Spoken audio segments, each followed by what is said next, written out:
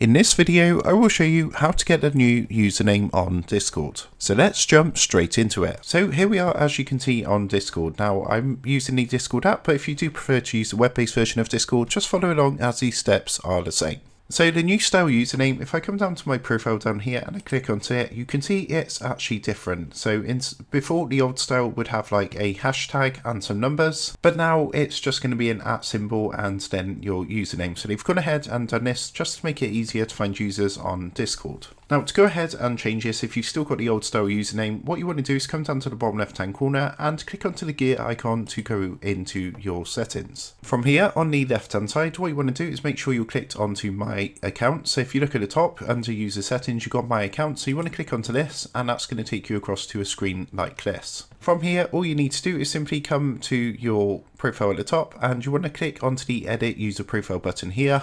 And what you can then do is go ahead and put your display name as well as pronouns down here. So for example, if I wanted to change this slightly to and put 321, and what you want to do is when you make any changes, you're going to get a pop-up at the bottom saying to save changes. So make sure you click the green save changes button to apply the new username. So if I come out of my settings now and I come back down to my profile in the bottom left hand corner, you can see that that has successfully updated my username to the new style username format. So I hope this quick tutorial helped you out today, and if it did, I would really appreciate it if you was to consider dropping down below the video, leaving a like and also subscribing to the channel. With that being said, I just want to take a moment to thank you guys for watching this quick video, and I will see you in the next tutorial.